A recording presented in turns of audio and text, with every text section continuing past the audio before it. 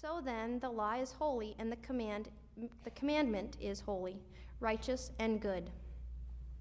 And the second verse is 1 Timothy 1:8. We know that the law is good if one uses it properly.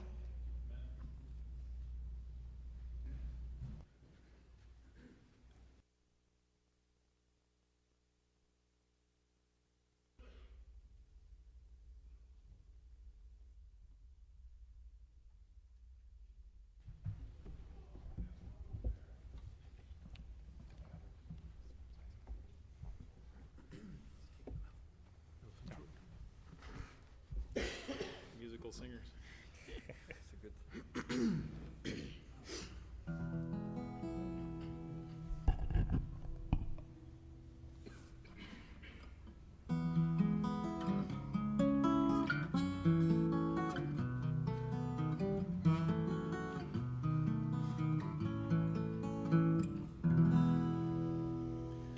Sing them over again to me, wonderful words of life. Let me more of their beauty see, wonderful words of life. Words of life and beauty, teach me faith and duty. Beautiful words, wonderful words, wonderful words of life.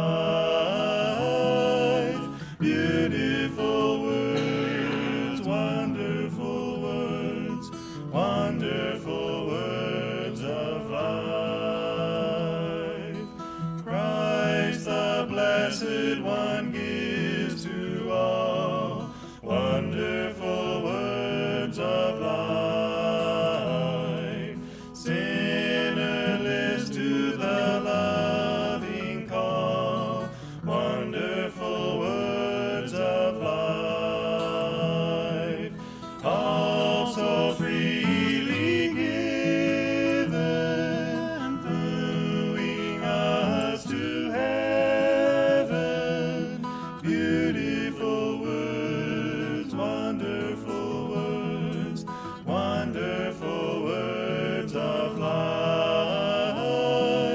Beautiful words, wonderful words, wonderful words of life. Sweetly echo the gospel call, wonderful words of life. Offer pardon and peace to all, wonderful words of life. Jesus, only Savior, sanctify forever. Beautiful words, wonderful words, wonderful words of life. Beautiful words, wonderful words, wonderful words of life.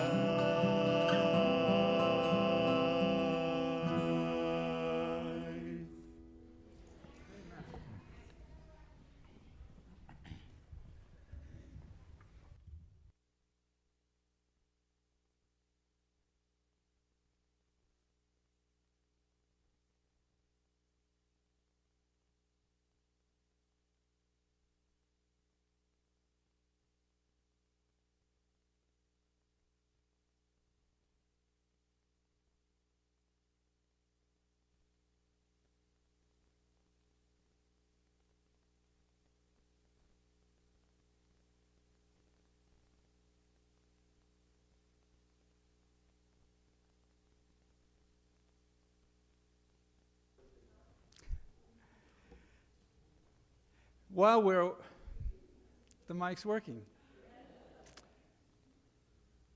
I also appreciated the way Ron personalized his prayer this morning. I wonder if that same technique will work during a sermon. As a young boy, I learned to love and enjoy the flat plains of South Dakota. I grew up seeing the horizon, nothing interfering with the full radiance of the sunset or the sunrise. Nothing to block my view of approaching clouds or an oncoming rain shower. You know, some of you might recall there was a popular song right after the Second World War called "Don't Fence Me In." That expressed my attitude perfectly. My first experience with mountains, to say the least, it was a scary one. In 1948, my parents decided to take the family to Colorado, and my dad thought it was best to drive to the Black Hills. The highest peak in the Black Hills, they're really not that tall. I think it's about 7,500 feet, but to us it felt like 75,000 feet. I remember as we motored up and down those steep inclines, navigated hairpin curves, my dad was constantly shifting down, changing gears, slamming on the brakes, then pushing the foot pedal all the way down, as far as he could go. I mean, it was an older car, 1948 car, and that's the way things were those days. And as we looked down thousands of feet without much railing, I think the family collectively was experiencing cardiac arrest. It was not fun at all. Now, mountaintops are usually the place where good things happen. By the way, my wife and I in 1957 celebrated our honeymoon in the Black Hills. Just thought I'd throw that in there. As one scans the Bible, some of the most significant things that God ever said, were on mountaintops.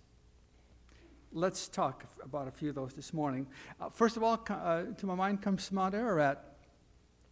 The very first, it's actually a mountain range, isn't it?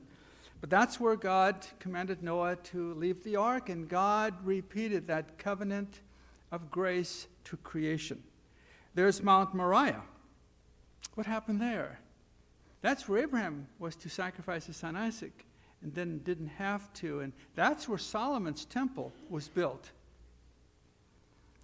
There's Sinai, which we're very familiar with. There's Mount Carmel. What happened at Mount Carmel? Yeah, that's where Elijah had that contest, shall we say, with the prophets of Baal, and God answered Elijah's prayer with a miraculous display of fiery power. There's Mount Hermon. By the way, that's the highest mountain peak in that area, in the Judea-Samaria area. Mount Hermon was the mountain on which Jesus was transfigured and spoke to Moses and Elijah. There's the Mount of Olives. That's where Jesus preached one of his great sermons on the last days, and that's the mountain from which Jesus ascended. But the mountain that we're going to focus on this morning is the mountain on which Jesus delivered the Sermon on the Mount. And by the way, a mountain that the four Gospels never identify. This particular mountain has often been called the Sinai of the New Testament, as Sinai was the place where God gave the law. This particular mountain where Jesus gave the Sermon on the Mount was the place where Jesus explained the law more deeply, more fully, giving us an idea of its true meaning and how we could apply it to our everyday life. I personally view the Sermon on the Mount as the greatest sermon ever recorded. Here Jesus describes the kingdom of heaven and what it was all about, and what the citizens of that kingdom would be like, how they would act, how they would relate and treat one another. I suppose that there are many people who, when they hear the term kingdom of heaven, they think that that's Jesus describing what heaven would be like. But that's really not the case. Jesus considered his people, his followers, as his kingdom. And Jesus respected the Jewish tradition of not pronouncing God's name in public, and so rather than calling them God's people, he simply referred to them as the kingdom of heaven. The Sermon on the Mount is the longest sermon recorded in the New Testament. Let me ask you a question. Is this mic still working? Uh-oh. 51% here, okay? Let me ask you the question. What's the longest sermon recorded in the Bible? It's in the Old Testament. It's in the book of Deuteronomy. Are you aware of the fact that Deuteronomy is simply a book that records Moses' 4 last sermons that he delivered before he died? The first sermon is 4 chapters long, but the second one is 22 chapters in length. So if you want to read the longest sermon in the Bible, go to in Deuteronomy, and there is 22 chapters of one sermon. I've often told this congregation that the most difficult parts of the Bible to teach, and I am a teacher, not a preacher, that the most difficult parts of the Bible to teach are those that people are already familiar with.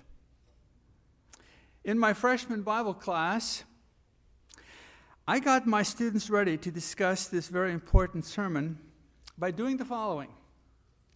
I divided them, first of all, into groups of 3 or 4. And I would ask them to discuss each section of the Sermon on the Mount. And there are numerous sections, each one anywhere from 2 to 4 verses in length. And I would ask them to discuss it until they could come to an agreement on an 8 to 10 word summary. No less, no more. 8 to 10 words. Now, there was a reason for that kind of assignment. By having them work in groups, they couldn't just sit by themselves and come up with something quickly. They had to